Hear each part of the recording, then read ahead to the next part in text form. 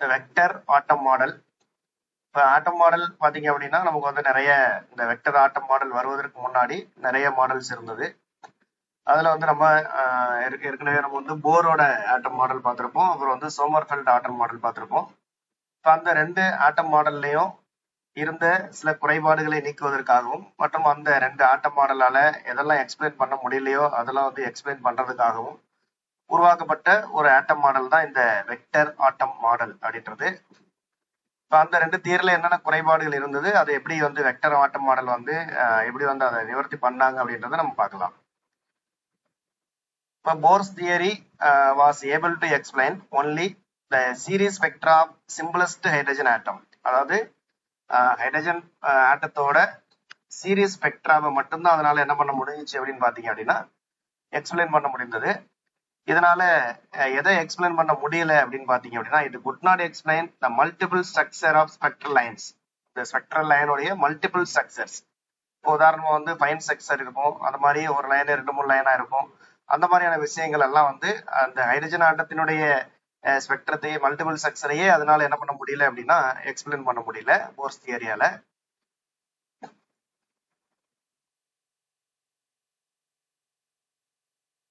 இப்போ போர்ஸ் தியரியால முடியாத விஷயத்தை எக்ஸ்பிளைன் பண்றதுக்காக வந்துதான் சோமர்ஃபெல்ட் தியரி. பட் அதனாலயும் சில விஷயங்கள் வந்து என்ன பண்ண முடியல அப்படின்னு பாத்தீங்கன்னா எக்ஸ்பிளைன் பண்ண முடியல. இப்போ சோமர்ஃபெல்ட் தியரி பாத்தீங்க அப்படின்னா நமக்கு வந்து ஹைட்ரஜனுடைய அந்த ஃபைன் செக்ஷர் ஸ்பெக்ட்ரல் லைன் அதை வந்து எக்ஸ்பிளைன் பண்ணியிருப்பாங்க. Sommerfeld theory was able to give an explanation of the fine sector of the spectral lines of hydrogen. ஹைட்ரஜனுடைய fine sector spectral line explain பண்ணியிருப்பாங்க. But however, Sommerfeld theory could not predict the correct number of the fine sector line. அதாவது fine sector எப்படி எதனால ஏற்படுது அப்படின்றத explain பண்ணியிருந்தாலும் ஆனால் அவரால் கரெக்டாக எத்தனை fine sector லைன் வந்து உருவாகும் அப்படின்றத Sommerfeld தியரியால எக்ஸ்பிளைன் பண்ண முடியல. Moreover, it gave no information about the relative intensities of the lines. அதாவது ஸ்பெக்ட்ரல் லைனுக்கு இடைப்பட்ட அந்த ரிலேட்டிவ் இன்டென்சிட்டியையும் என்ன பண்ண முடியல அப்படின்னு பாத்தீங்கன்னா சோமர்ஃபெல்டால எக்ஸ்பிளைன் பண்ண முடியல. ரிலேட்டிவ் இன்டென்சிட்டி மீனிங் என்ன அப்படின்னு பாத்தீங்கன்னா, நமக்கு கிடைக்கக்கூடிய ஸ்பெக்ட்ரல் லைன்ல சில லைன்ஸ் வந்து அதிக இன்டென்சிட்டியோடவும் சில லைன்ஸ் வந்து கம்மியான இன்டென்சிட்டியோடவும் என்ன பண்ணலாம் அப்படின்னா நமக்கு வந்து கிடைக்கலாம். அப்ப ஏன் அந்த மாதிரி இன்டென்சிட்டி டிஃபரன்ஸ் வந்து ஏன் ஏற்படுகிறது அப்படின்றத இந்த சோமர்ஃபெல்ட் தியரியால என்ன பண்ண முடியல அப்படின்னு பாத்தீங்கன்னா எக்ஸ்பிளைன் பண்ண முடியல. இதுதான் வந்து நம்ம ரிலேட்டிவ் இன்டென்சிட்டி அப்படின்னு நம்ம சொல்றோம். Next, Sommerfeld theory could not explain the complex spectra of alkali metals. இது அனலைஸ் பண்ணிக்கீங்க. Sommerfeld தியரியால alkali metals காம்ப்ளெக்ஸ் alkali metals-ஆல கொடுக்கப்படக்கூடிய காம்ப்ளெக்ஸ் ஸ்பெக்ட்ரா அதை பத்தி எந்த எக்ஸ்பிளனேஷனும் அதனால கொடுக்க முடியல. alkali metals அப்படின்னு பாத்தீங்க அப்படின்னா நம்ம இந்த சோடியம் பொட்டாசியம் அது எல்லாமே சோடியம் போன்ற alkali மெட்டல்களினுடைய காம்ப்ளெக்ஸ் ஸ்பெக்ட்ரா அதை பத்தி Sommerfeld தியரியால எக்ஸ்பிளைன் பண்ண முடியல. அப்ப இந்த மாதிரி போர் தியரி மற்றும் சோமர்ஃபெல்ட் தியரியால நிறைய டிராபேக், அதாவது எக்ஸ்பிளைன் பண்ண முடியாத விஷயங்கள் இருக்கு. அது மட்டும் இல்லாம சீமான் எஃபெக்ட் அப்புறம் ஸ்டார்க் எஃபெக்ட் இதெல்லாம் என்ன பண்றாங்க அப்படின்னா கண்டுபிடிக்கிறாங்க. இந்த சீமான் எஃபெக்ட் ஸ்டார்க் எஃபெக்ட் எல்லாம் நம்மளால போர் தியரியை பயன்படுத்தியோ அல்லது சோமர்ஃபெல்ட் தியரி பயன்படுத்தியோ நம்மளால என்ன பண்ண முடியல அப்படின்னு பாத்தீங்கன்னா எக்ஸ்பிளைன் பண்ண முடியல. நமக்கு தெரியும் சீமான் எஃபெக்ட்ன்றது ஒரு ஆட்டத்தை வந்து நம்ம வந்து மேக்னெட்டிக் ஃபீல்டில் வைக்கும்போது அதோடைய ஸ்பெக்ட்ரல் லைன்ஸ் பிரிகிறது. அதே போல ஸ்டார்க் எஃபெக்ட்ன்றது எலக்ட்ரிக் ஃபீல்டில் வைக்கும்போது அந்த ஸ்பெக்ட்ரல் லைன்ஸ் வந்து மோர் லைன்ஸா வந்து நம்ம என்ன நமக்கு வந்து செப்பரேட் ஆகும். அந்த எஃபெக்டை தான் நம்ம வந்து சீமான் அண்ட் ஸ்டார்க் எஃபெக்ட் சொல்லுவோம். இது ஏன் வந்து இந்த மாதிரி மேக்னெட்டிக் ஃபீல்டு அண்ட் எலக்ட்ரிக் ஃபீல்டில் வந்து நம்ம வந்து வைக்கும்போது ஏன் பிரிவு அடைகிறது அப்படின்றத போர் தியரியாலேயோ சோமர்ஃபெல்ட் தியரியாலேயோ எக்ஸ்பிளைன் பண்ண முடியல. Next, third point பாத்தீங்க அப்படின்னா another drawback of Bohr model was that it could not explain Bohr model-ஆல என்ன பண்ண முடியல அப்படின்னு பாத்தீங்கன்னா மேலும் how the orbital electrons in an atom were distributed around the nucleus. Nucleus சுத்தி எலக்ட்ரான்கள் ஆர்பிட்டல் எலக்ட்ரான்கள் வந்து எவ்வாறு டிஸ்ட்ரிபியூட் பண்ணப்பட்டிருக்கு, அந்த எலக்ட்ரானுடைய பகிர்வை அதனால என்ன பண்ண முடியல அப்படின்னா எக்ஸ்பிளைன் பண்ண முடியல. இது போர் தியரியுடைய டிராபேக். இது மாதிரி therefore in order to explain அதனால இது மாதிரியான டிராபேக்கின் காரணமாக அதாவது காம்ப்ளெக்ஸ் ஸ்பெக்ட்ராவை எக்ஸ்பிளைன் பண்றதுக்காகவும் அப்புறம் and their relation to atomic structure அதோட தொடர்புடைய அட்டாமிக் ஸ்ட்ரக்சர் இதை வந்து எக்ஸ்பிளைன் பண்றதுக்காகவும் மேலும் சீமான் எஃபெக்ட் ஸ்டார்க் எஃபெக்ட் இதெல்லாம் எக்ஸ்பிளைன் பண்றதுக்காகவும் வெக்டார் ஆட்டம் மாடலை இன்ட்ரோடியூஸ் பண்றாங்க. இந்த வெக்டார் ஆட்டம் மாடலுடைய ரெண்டு முக்கியமான ஃபீச்சர்ஸ் என்ன அப்படின்னு பாத்தீங்க அப்படின்னா, ஒன்று வந்து ஸ்பேசியல் குவான்டைசேஷன் அப்படின்ற ஒரு கான்செப்ஷனை உருவாக்குறாங்க. இன்னொன்னு பாத்தீங்க அப்படின்னா ஸ்பின்னிங் எலக்ட்ரான் ஹைப்போதீசிஸ், அதாவது ஸ்பேசியல் குவான்டைசேஷன் மற்றும் ஸ்பின்னிங் எலக்ட்ரான் ஹைப்போதீசிஸ் ஆகிய 2 நியூ கான்செப்டை என்ன பண்றாங்க அப்படின்னா வெக்டர் ஆட்டம் மாடல்ல உருவாக்குறாங்க. இப்ப நாம வந்து ஸ்பேசியல் குவான்டைசேஷன்னா என்ன, ஸ்பின்னிங் எலக்ட்ரான் ஹைப்போதீசிஸ்னா என்ன அப்படின்றத நம்ம பார்க்கலாம். ஸ்பேசியல் அப்படின்றது எதை குறிக்குது அப்படின்னா இடத்தை குறிக்கிறது. ஸ்பேசியல் குவான்டைசேஷன் அப்படின்னா நம்ம தமிழ்ல வந்து என்ன சொல்லுவோம், இடத்தை வரையறை செய்தல் அப்படின்னு நம்ம சொல்லலாம். இதை நம்ம வந்து ஃபர்ஸ்ட் நான் வந்து ஸ்பேசியல் குவான்டைசேஷன் என்ன அப்படின்றத நம்ம சொல்லிடுறோம். ஆக்சுவலா வந்து இந்த ஸ்பேசியல் குவான்டைசேஷன்றது எதை குறிக்குது அப்படின்னு பாத்தீங்கன்னா, நமக்கு வந்து ஏற்கனவே போர் தியரி வந்து ஃபர்ஸ்ட் பாஸ்டுலேட்ல சொல்லியிருப்பாங்க. அதாவது எலக்ட்ரான்கள் ஒரு குறிப்பிட்ட ஸ்டேஷனரி ஆர்பிட்ல மட்டும்தான் என்ன பண்ண முடியும் அப்படின்னு பாத்தீங்கன்னா, ஒரு அந்த ஸ்டேஷன் ஒரு குறிப்பிட்ட நியூக்ளியஸ் இது வந்து ஒரு ஆர்பிட் அப்படின்னா இந்த மாதிரி ஏதாவது ஒரு குறிப்பிட்ட ஆர்பிட்ல மட்டும்தான் அந்த எலக்ட்ரானால சுத்தி வர முடியும். அப்படி சுத்தி வரணும் அப்படின்னா அந்த எலக்ட்ரானோட ஆங்குலர் மொமெண்டம், அதாவது கோண உந்தமானது எதுக்கு ஈக்குவலா இருக்கணும் அப்படின்னு பாத்தீங்கன்னா NH கிராஸ் அல்லது NH பை 2πக்கு ஈக்குவலா இருக்கணும், அல்லது H பை 2πனுடைய மல்டிபிள்ஸா இருக்கணும் அப்படின்னு சொல்லியிருப்பாங்க. அப்படின்னா வந்து இந்த ஆங்குலர் மொமெண்டம் வேல்யூ, அதாவது ஆங்குலர் மொமெண்டத்தை யார் தீர்மானிக்கிறா அப்படின்னு பாத்தீங்கன்னா அந்த சுத்தி வரக்கூடிய எலக்ட்ரான், அதோட மாஸ், அப்புறம் அதோடைய வெலாசிட்டி மற்றும் அந்த ரேடியஸ் ஆஃப் த ஆர்பிட், ஆர்பிட்டோட ரேடியஸ், இவங்க 3 பேர் தான் தீர்மானிக்கிறாங்க. அப்படின்னா நம்ம வந்து இந்த ஆர்பிட்டோட சைஸ் வந்து இப்போ ஒரு எலக்ட்ரானுடைய ஆங்குலர் மொமெண்டத்துக்கு தகுந்த மாதிரி எந்த ஆர்பிட் சைஸா இருக்குதோ அந்த ஆர்பிட்ல எலக்ட்ரான் வந்து சுத்தி வரும் அப்படின்னு நம்ம எடுத்துக்கலாம். அப்ப ஆர்பிட்டோட அந்த சைஸோட மேக்னிடியூட், அதோட சைஸ் மட்டுமே தான் வந்து சைஸ் வந்து என்னவா இருக்கும் அப்படின்னு பாத்தீங்கன்னா போர் தியரியின் படி குவான்டைஸ்டா இருக்கும். ஆர்பிட்டோட சைஸ் வந்து குவான்டைஸ்டா இருக்கணும். ஆர்பிட்னா இந்த ஒரு பர்டிகுலர் சைஸ்ல தான் இருக்கணும். அதுலதான் வந்து அந்த ஏன்னா அந்த ரேடியஸை பொறுத்து ஆங்குலர் மொமெண்டம் சேஞ்ச் ஆகும். ஸோ அப்போ ரேடியஸ் வந்து குவான்டைஸ்டா ஒரு பர்டிகுலர் வேல்யூவை பெற்றிருக்கணும் அப்படின்றது வந்து போரினுடைய தியரி. இப்போ இந்த ஸ்பேசியல் குவான்டைசேஷன்றது என்னன்னு பாத்தீங்க அப்படின்னா, அதாவது இந்த ஆர்பிட்டோட அந்த ரேடியஸ் மட்டும் இல்ல, அந்த ஆர்பிட்டோட டைரக்ஷன், ஆர்பிட் வந்து எந்த டைரக்ஷன்ல ஓரியன்டேஷன் ஆகணும் அப்படின்றதும் இப்ப பாத்தீங்கன்னா நமக்கு சாமர்பெல்ட் தியரியின் படி என்னவா இருக்கும் அப்படின்னு பாத்தீங்க அப்படின்னா சர்க்கிள் அண்டு எலிப்டிக்கல் இது மாதிரி எல்லாம் வந்து நமக்கு வந்து ஆர்பிட் சைஸ் சொல்லியிருப்பாங்க. இப்போ வந்து இதனுடைய டைரக்ஷன் அப்படின்னு பாத்தீங்கன்னா இப்ப இந்த உதாரணம் எலிப்டிக்ல நம்ம டைரக்ஷன் போட்டோம்னா புரியும். இப்போ வந்து நம்ம எலக்ட்ரான் இந்த ஆர்பிட் வந்து இந்த டைரக்ஷன்ல இருக்கலாம், அல்லது இந்த மாதிரியான டைரக்ஷன்ல இருக்கலாம், அல்லது இந்த மாதிரியான டைரக்ஷன்ல இந்த மாதிரியான பண்ணலாம் நமக்கு வந்து இருக்கலாம். அப்போ வந்து இந்த ஸ்பேசியல் குவான்டைசேஷன்றது என்ன அப்படின்னு பாத்தீங்கன்னா இந்த மாதிரி அந்த ஆர்பிட் வந்து எந்தெந்த டைரக்ஷன்ல இருக்கலாம் அப்படின்றதும் குவான்டைஸ்டு, அதுவும் வந்து ஒரு கட்டுப்பாடுகளுக்கு உட்பட்டது. எல்லா டைரக்ஷனையும் அந்த ஆர்பிட் வந்து சூஸ் பண்ண முடியாது. எப்படி வந்து போரோட ஃபர்ஸ்ட் லேடின் படி அந்த எலக்ட்ரான் வந்து எல்லா வட்டப்பாதையிலும் சுத்த முடியாது, அந்த கரெக்டா அந்த NH கிராஸ்க்கு ஈக்குவலான ஆங்குலர் மொமெண்டம் கொண்ட அந்த வட்டப்பாதையில தான் சுத்த முடியும் அப்படின்னு நம்ம சொல்றோம் இல்லையா. அதே மாதிரி பர்டிகுலர் டைரக்ஷனை மட்டும்தான் அந்த ஆர்பிட் வந்து பெற முடியும் அப்படின்றது தான் என்னன்னு பாத்தீங்கன்னா இந்த ஸ்பேசியல் குவான்டைசேஷன் அப்படின்றது. அப்ப ஸ்பேசியல் குவான்டைசேஷன் கான்செப்டின் படி பாத்தீங்க அப்படின்னா நமக்கு வந்து அந்த ஆர்பிட்டோட மேக்னிடியூடு மட்டும் இல்லாம அதனுடைய டைரக்ஷனும் குவான்டைஸ்டு அப்படின்றது அதோடைய மீனிங். அப்ப இதான் என்ன சொல்லிருப்போம்னா according to Bohr's theory the orbits are quantized. Bohr theory படி ஆர்பிட்ஸ் வந்து குவான்டைஸ்டு எதை பொறுத்து அப்படின்னா as regards their magnitude, அதாவது அதனுடைய size and form only. But according to quantum theory the direction or orientation of the orbits in space also should be quantized. Orbits வந்து எந்தெந்த particular டைரக்ஷன்ல இருக்க முடியும் அப்படின்றதும் அதுவும் குவான்டைஸ்டா இருக்கும் அப்படின்றதுதான் ஸ்பேசியல் குவான்டைசேஷன். இப்ப அந்த ஆர்பிட்டோட டைரக்ஷனை நம்ம ஸ்பெசிஃபை பண்ணணும் அப்படின்னு பாத்தீங்க அப்படின்னா நமக்கு வந்து இன்னொரு ரெஃபரன்ஸ் ஆக்சிஸ் ஒண்ணு தேவை.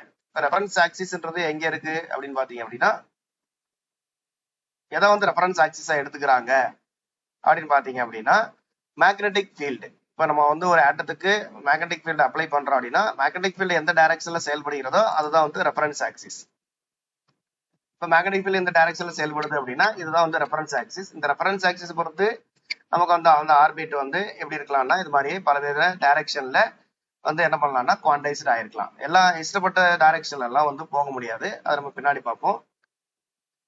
To specify the orientation of the electron orbit in space, we need a fixed reference axis.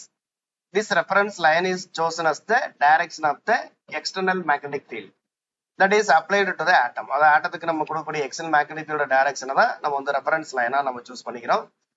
The different permitted orientations of an electron orbit are determined by the fact that the projection of the quantized orbits on the field direction must themselves be quantized. அதாவது different permitted orientations of an electron orbit are determined. அதாவது electron orbit எந்தெந்த directionல orientation ஆகலாம் அப்படின்றத எப்படி தீர்மானிக்கப்படுகிறது அப்படின்னா determined by the fact that the projection of the quantized orbits, அதாவது quantized orbits வந்து எந்தெந்த திசைகள்ல ப்ரொஜெக்ட் ஆகுது எதை பொறுத்து அப்படின்னா அந்த மேக்னெட்டிக் ஃபீல்டை பொறுத்து அப்படின்றத வச்சு நம்ம வந்து தீர்மானிக்கிறோம். மேலும் இந்த குவான்டைசேஷன், ஸ்பேஸ் குவான்டைசேஷன் அப்படின்ற இந்த கான்செப்ட் நமக்கு வந்து எதை எக்ஸ்பிளைன் பண்றதுக்கு ரொம்ப ஹெல்ப்ஃபுல்லா இருக்கு அப்படின்னு பாத்தீங்கன்னா சீமான் எஃபெக்டை எக்ஸ்பிளைன் பண்றதுக்கு நமக்கு ரொம்ப ஹெல்ப்ஃபுல்லா இருக்கு. மேலும் இந்த ஸ்டர்ன் கெர்லாக் எக்ஸ்பெரிமெண்ட் வந்து நமக்கு வந்து ஸ்பேஸ் குவான்டைசேஷனுக்கான ஒரு எக்ஸலண்ட் ப்ரூஃபாக அமைகிறது.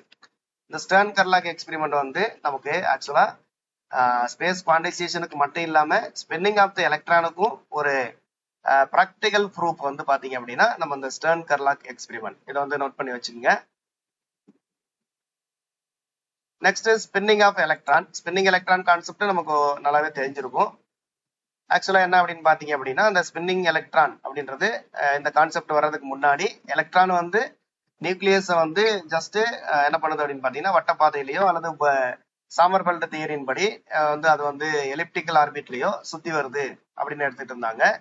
இந்த அதுக்கப்புறம் தான் வந்து என்ன பண்றாங்க அப்படின்னா சில விஷயங்களை எக்ஸ்பிளைன் பண்ண முடியலன்ற போது உலன்பெர்க் மற்றும் ஹவுட் ஸ்மித் அப்படின்னு சொல்லக்கூடிய 2 பேர் என்ன பண்றாங்க அப்படின்னா எலக்ட்ரான் வந்து சும்மா சுத்தி வரல, எப்படி பிளானட்ஸ் வந்து சன்னை வந்து சுத்தி வருதோ அதை போல சுத்தி வரும்போது தன்னைத்தானே சுத்தி அந்த சன்னை சுத்தி வருது, அது போல எலக்ட்ரானும் என்ன பண்ணுது அப்படின்னா வந்து ஸ்பின் ஆகுது, ஸ்பின் ஆகிட்டு சுத்தி வருது.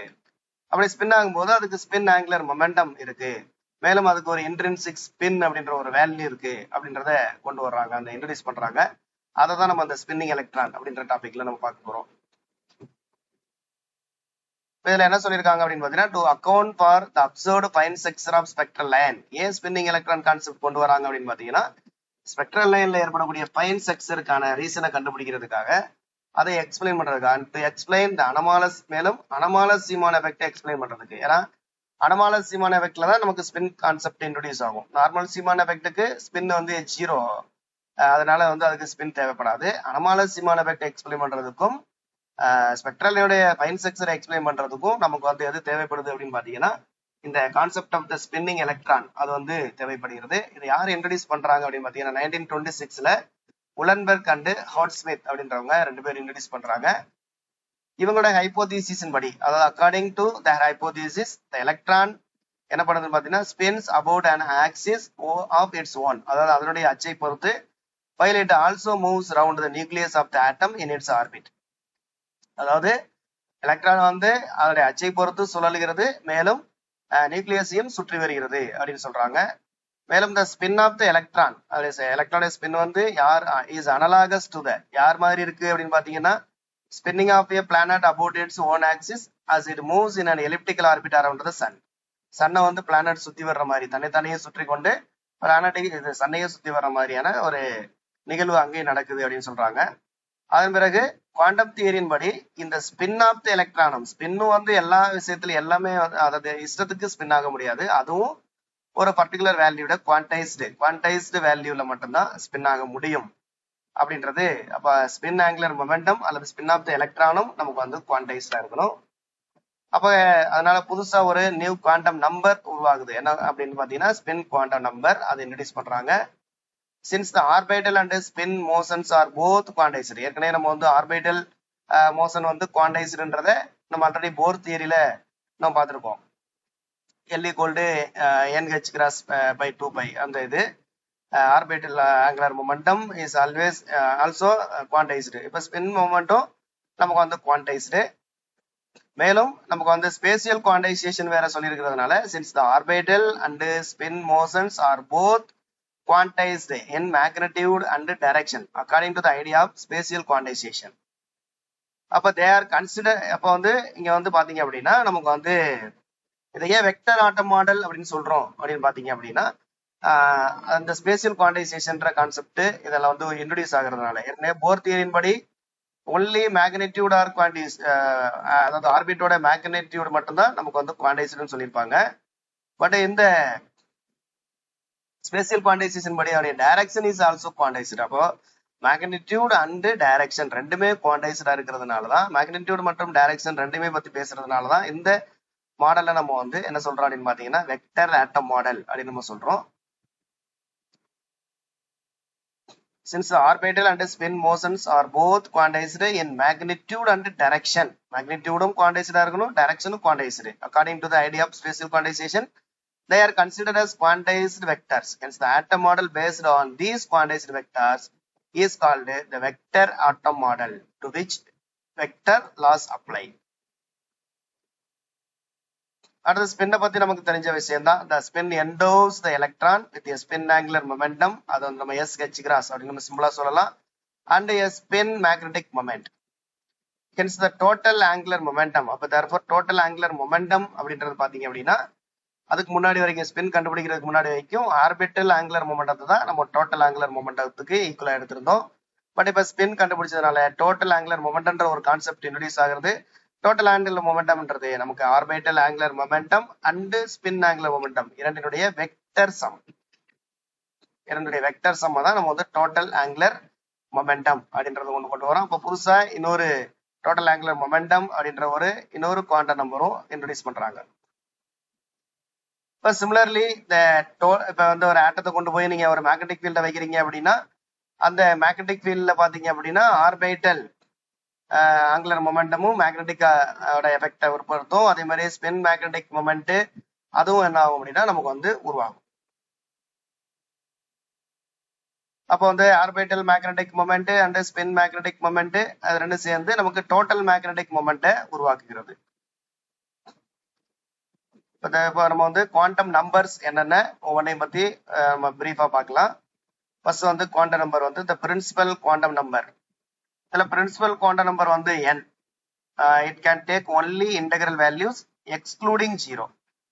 பிரின்சிபல் குவாண்டம் நம்பர் n வந்து அதோட வேல்யூ பாத்தீங்க அப்படின்னா 1ல இருந்து எட்ஸெட்ரா நமக்கு போயிட்டே இருக்கும், 0 வராது, அதாவது நேச்சுரல் நம்பர்ஸ் மட்டும் வரும்.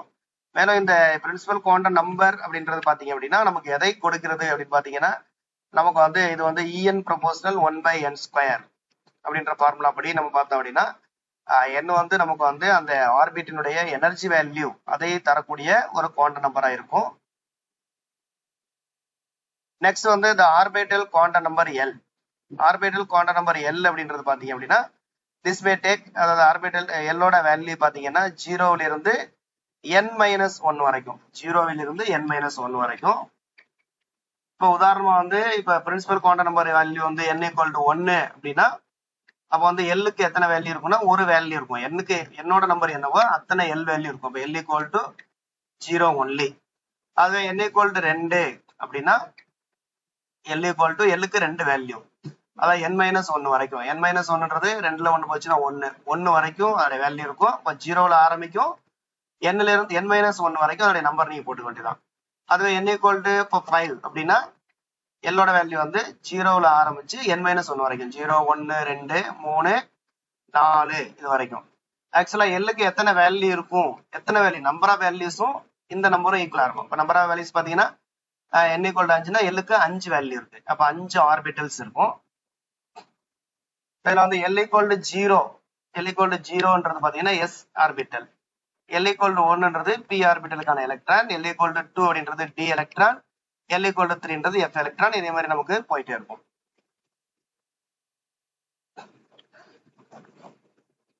அப்ப ஆர்பிட்டல் ஆங்குலர், அதாவது ஆர்பிட்டல் குவாண்டம் நம்பர் இது பாத்தீங்க அப்படின்னா நமக்கு வந்து Lன்னு சொல்றோம். எல்லோட வேல்யூ வந்து எல்லோட ஒவ்வொரு வேல்யூம் நமக்கு அது எந்த ஆர்பிட்டல் அப்படின்றத குறிப்பதற்கு பயன்படுகிறது.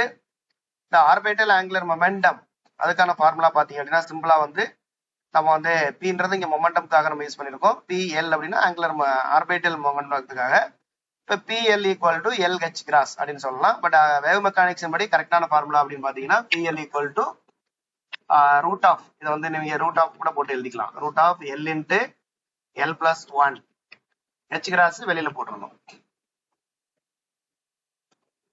சில நேரங்களில் நம்ம வந்து இந்த PLக்கு பதிலாக கேபிட்டல் L அது நம்ம யூஸ் பண்ணுவோம். Capital L equal to root of L into L plus 1 into H cross. அடுத்ததாக ஸ்பின் குவாண்டம் நம்பர், அதை வந்து ஸ்மால் எஸ் ஆல குறிக்கிறோம். This has only one value. Spin quantum நம்பரோட வேல்யூ வந்து 1/2. அதாவது டைரக்ஷனை பொறுத்து நமக்கு வந்து மேக்னெட்டிக்ல வைக்கும்போது +1/2 ஆர் -1/2 வரும். அப்போ அது ஸ்பின் ஆங்குலர் மொமெண்டம் அது வந்து PS equal to SH cross அப்படி நம்ம சிம்பிளா சொல்லலாம். வேற S ஈக்குவல் டு 1/2 அல்லது வேவ் மெக்கானிக்ஸ் படி கரெக்டான ஃபார்முலா அப்படின்னு பார்த்தீங்கன்னா PS ஈக்குவல் டு PS போடலாம் அல்லது கேபிட்டல் S வெக்டர் அல்லது S யூஸ் பண்ணுவாங்க. Equal to root of S into S plus 1 into H cross. அடுத்து total angular momentum quantum number, அதாவது J என்ற எழுத்தால குறிக்கிறோம்.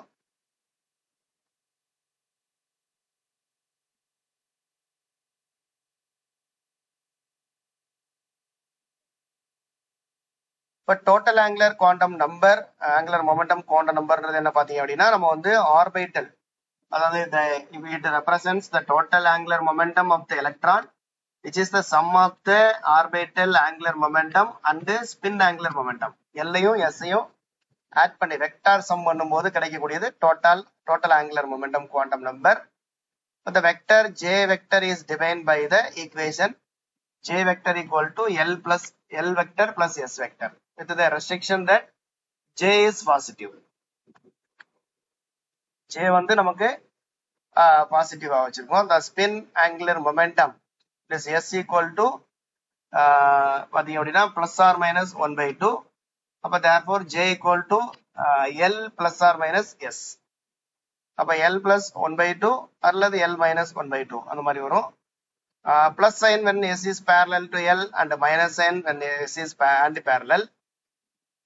Thus for L equal to 2 and S equal to 1/2, but J can have the values 5/2 and 3/2.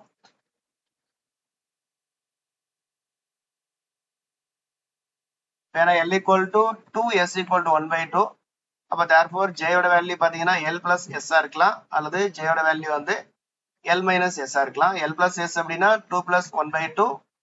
இப்போ J equal to 2 plus 1/2 equal to 5/2 அல்லது L minus S 2 minus 1/2 equal to 2 minus 1/2 equal to 2 4 1 போச்சுன்னா 3/2.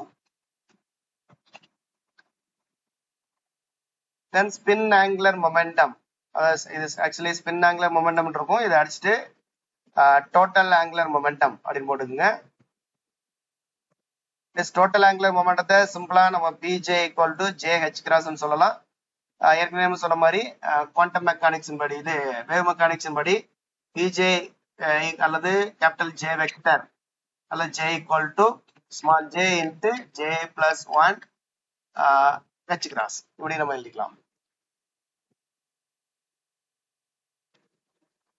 அடுத்து நம்ம பார்க்க போறது இன்னொரு magnetic quantum numbers பார்க்க போறோம். இந்த மேக்னெட்டிக் குவாண்டம் நம்பர்ஸ் எப்போ வருது அப்படின்னு பாத்தீங்க அப்படின்னா to explain the splitting of spectral lines in a magnetic field. ஒரு மேக்னெட்டிக் ஃபீல்ட்ல கொண்டு போய் நீங்க ஆட்டத்தை வைக்கும் போது ஸ்பெக்ட்ரல் லைன்ஸ் வந்து என்ன ஆகுதுன்னு பாத்தீங்கன்னா ஸ்பிளிட்டிங் ஆகுது. அப்போ ஸ்பிளிட்டிங் ஆகுது. அதை எக்ஸ்பிளைன் பண்றதுக்கு நமக்கு ஒரு 3 மேக்னெட்டிக் குவாண்டம் நம்பர்ஸ் அதுக்காக இன்ட்ரடியூஸ் பண்றாங்க.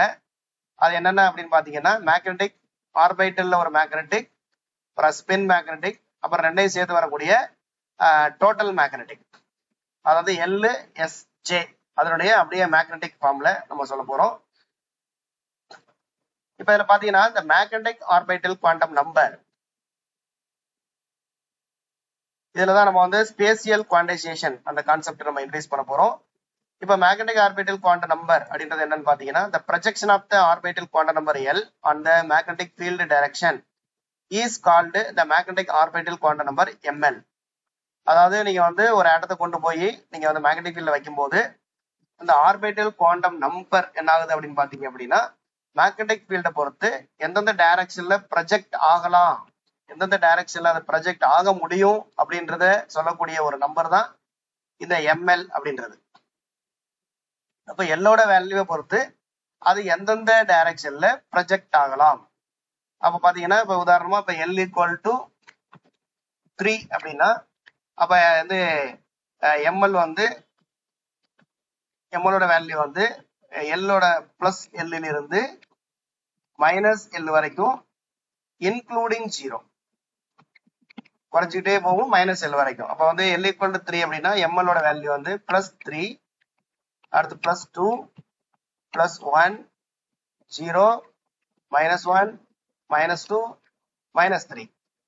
மொத்தம் நமக்கு வந்து எத்தனை வேல்யூஸ் வருது பாத்தீங்க அப்படின்னா 7 வேல்யூஸ் நமக்கு வரும். அப்ப நீங்க ஒரு ஆட்டத்தை கொண்டு போய் அதோடைய L = 3 இருந்துச்சு அப்படின்னா அதோடைய ஆர்பிட்டல் வேல்யூ, அந்த ஆர்பிட்டல் வந்து எந்தெந்த டைரக்ஷன்ல ஓரியன்டேஷன் ஆகலாம் அப்படின்னு பாத்தீங்கன்னா இந்த மாதிரியான 7 வித டைரக்ஷன்ல மட்டும்தான் ஓரியன்டேஷன் ஆக முடியும். மற்ற டைரக்ஷனை அது வந்து ஓரியன்டேஷன் ஆக முடியாது. இதுதான் நம்ம வந்து ஸ்பேசியல் குவான்டைசேஷன்ல சொன்னோம். அப்ப என்னென்ன டைரக்ஷன் அப்படின்னா ml ஓட வேல்யூ +3, ml ஓட வேல்யூ அதே மாதிரி +2, +1, ml ஓட வேல்யூ +3 இருந்து -3 வரைக்கும் இருக்கக்கூடிய அந்த வேல்யூஸை மட்டுமே பெறக்கூடிய அந்த டைரக்ஷன்ல மட்டும்தான் என்ன பண்ண முடியும் அப்படின்னு பாத்தீங்கன்னா அந்த ஆர்பிட் வந்து நமக்கு வந்து ப்ரொஜெக்ட் ஆக முடியும். இது மாதிரி அது வந்து L வந்து மேக்னெட்டிக் ஃபீல்ட்ல எந்த டைரக்ஷன்ல ப்ரொஜெக்ட் ஆக முடியும்ன்றத சொல்லக்கூடிய ஒரு குவாண்டம் நம்பர் தான் இந்த மேக்னெட்டிக் ஆர்பிட்டல் குவாண்டம் நம்பர். இப்போ இந்த பிக்சர்ல பாத்தீங்க அப்படின்னா நமக்கு வந்து L = 3, இப்போ வந்து ml ஓட வேல்யூ 0. அப்ப இந்த இது வந்து மேக்னெட்டிக் ஃபீல்டோட டைரக்ஷன். மேக்னெட்டிக் இதுதான் நம்ம வந்து ரெஃபரன்ஸ் ஆக்சிஸ் நம்ம எடுத்துக்கிறோம். இதுல இருந்து என்னென்ன ஆங்கிள் அது வந்து நமக்கு வரலாம் அப்படின்றது, அதை ப்ரொஜெக்ட் ஆகலாம் அப்படின்றது. இப்போ நம்ம ஏற்கனவே ஒரு ஃபார்முலா கொடுத்துருக்கோம் ஆங்கிளுக்கான ஃபார்முலா. அந்த ப்ரொஜெக்ட் ஆகக்கூடிய ஃபார்முலா பாத்தீங்கன்னா cos θ = ml/L. ml/L இதுதான் அந்த டைரக்ஷன். இப்போ நம்ம இந்த cos θ = ml/L எடுத்துக்குவோம். இப்போ cos θ உங்களுக்கு ml/L எடுத்துட்டீங்க அப்படின்னா இப்போ ஃபர்ஸ்ட் வந்து நமக்கு L = 3, எல்லாத்துக்குமே L = 3 தான் இந்த 7 வேல்யூக்கும். பட் ml ஓட வேல்யூ டிஃபரெண்டா வரும். இப்போ நம்ம வந்து 1/1 வந்து போட்டுக்கலாம். அதாவது இப்போ ml ஓட வேல்யூ ஃபர்ஸ்ட் வந்து உங்களுக்கு +3, L ஓட வேல்யூ 3, அடுத்து +2/3, +1/3, 0/3, -1/3, -2/3, -3/3. அதாவது cos θ வேல்யூ, அதாவது cos θ வேல்யூ +3/3, 3/3 அடிச்சீங்கன்னா +1, 2/3 அடிச்சீங்கன்னா நமக்கு ரேஷியோவில் வரும் 1/3 ரேஷியோவில் வரும். 0/3 இது நம்ம அப்படியே எழுதிக்குவோம் 2/3, this is 1/3, 0/3 is 0, அது மாதிரி -1/3, -2/3, this is -1.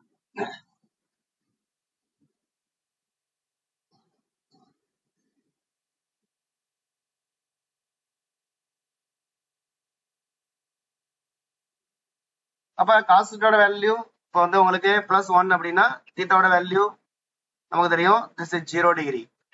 இப்போ இதுக்கெல்லாம் நமக்கு வந்து ஃபிராக்ஷன்ல ஏதாவது டிகிரி வந்து நம்ம வந்து அட்டவணை வச்சு கண்டுபிடிக்கிற மாதிரி இருக்கும். நம்ம சிம்பிளா ஞாபகம் வச்சிருக்காங்க.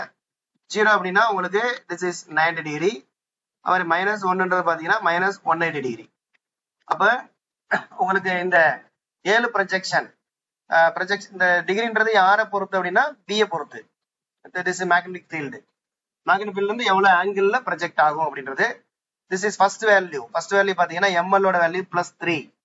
ml ஓட வேல்யூ +3ன்றது எத்தனை டிகிரில ப்ரொஜெக்ட் ஆகுது அப்படின்னு பாத்தீங்கன்னா உங்களுக்கு 0 டிகிரில ப்ரொஜெக்ட் ஆகுது.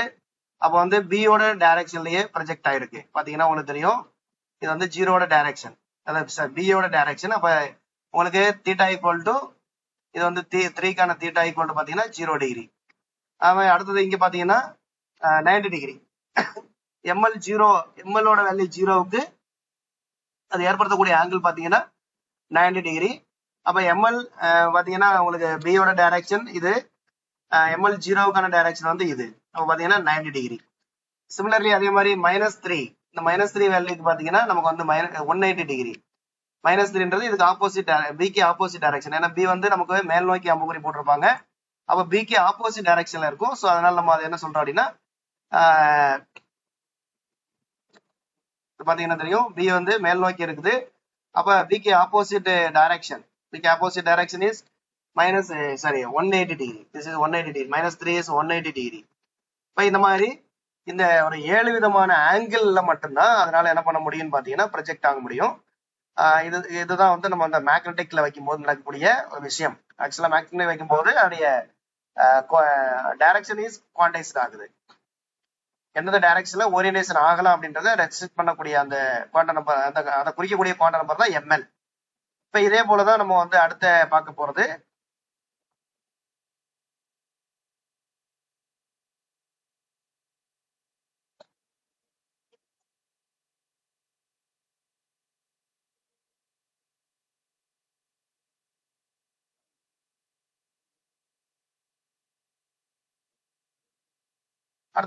Magnetic spin quantum number. இதை வந்து நம்ம எம்எஸ் அப்படின்னு நம்ம சொல்றோம்.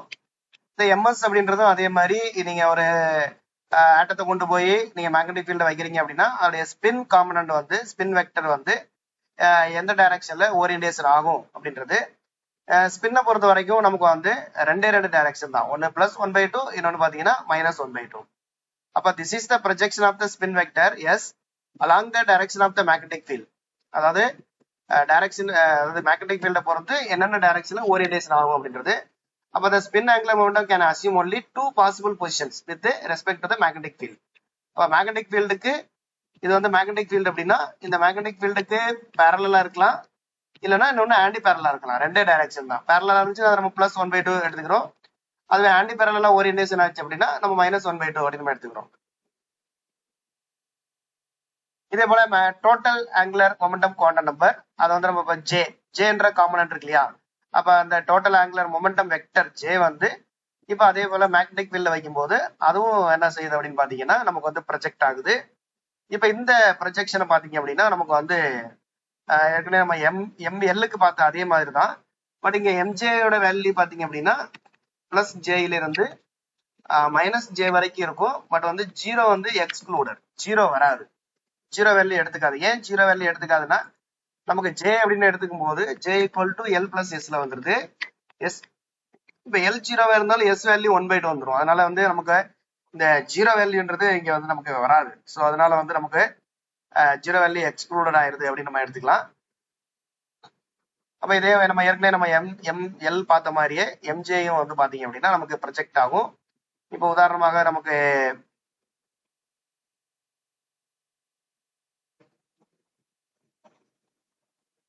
J வேல்யூ 3/2, J வேல்யூ 3/2 வச்சு நமக்கு எக்ஸ்பிளைன் பண்ணிக்கலாம்.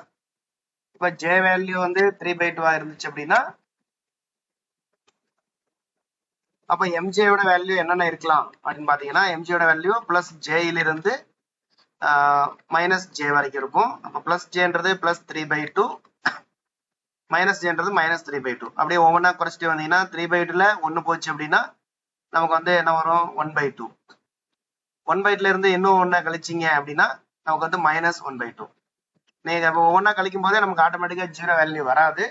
இப்போ அப்ப எம்ஜே அப்ப வந்து 4 வேல்யூஸ் வந்து நமக்கு எம்ஜே கிடைக்குது அப்படின்னா என்ன அர்த்தம் அப்படின்னா நீங்க வந்து ஒரு ஆட்டத்தை கொண்டு போய் மேக்னெட்டிக் ஃபீல்ட்ல வைக்கும் போது அதனுடைய டோட்டல் ஆங்குலர் மொமெண்டம் வெக்டர் ஆனது இந்த மாதிரியான 4 டைரக்ஷன்ல மட்டுமே ஓரியன்டேஷன் ஆக முடியும். 3/2, 1/2, -1/2, -3/2. இதுக்கு நம்ம அதே ஃபார்முலா நம்ம யூஸ் பண்ணிக்கலாம். எம்ஜே cos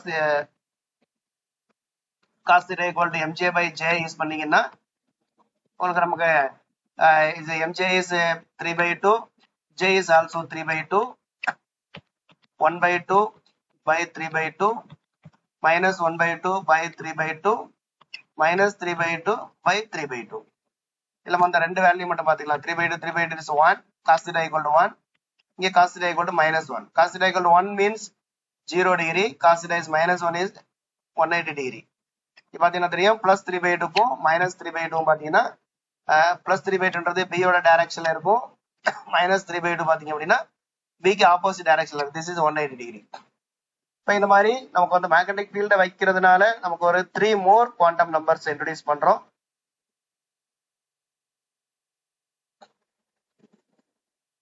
மேலும் J can have only odd half integer values. J யோட வேல்யூ பாத்தீங்கன்னா நமக்கு வந்து 1/2, 3/2 இந்த மாதிரி தான் வரும். ஏன் அப்படின்னா ஜே ஈக்குவல் டு நமக்கு வந்து எல் பிளஸ் எஸ், அந்த ஃபார்முலா படி L plus or minus S. எஸ்ஸோட வேல்யூ பாத்தீங்கன்னா நம்ம 1/2 தான். ஸோ அதனால வந்து எல் வந்து முழு நம்பரா இருந்தாலும் நம்ம 1/2 அதோட ஆட் பண்ணும்போது கண்டிப்பா வந்து நமக்கு ஆட் ஹாஃப் இன்டீஜர் வேல்யூஸ் தான் நமக்கு கொடுக்கும். அதனால ஜே வந்து ஆடா இருக்கிறதுனால எம்ஜேயும் நம்ம மைனஸ் ஜேல இருந்து பிளஸ் ஜே வரைக்கும் போடுறதுனால அதுவும் வந்து என்னவா இருக்கும்னு பாத்தீங்கன்னா ஆட் ஹாஃப் இன்டீஜர் வேல்யூவா இருக்கும் அப்படின்னு சொல்லியிருக்கோம். வந்து 0 வந்து நமக்கு வராது, எம்ஜியோட வேல்யூ 0 வராது, பட் எம்எல்லோட வேல்யூ 0 வரும். அதை ஞாபகம் வச்சுங்க.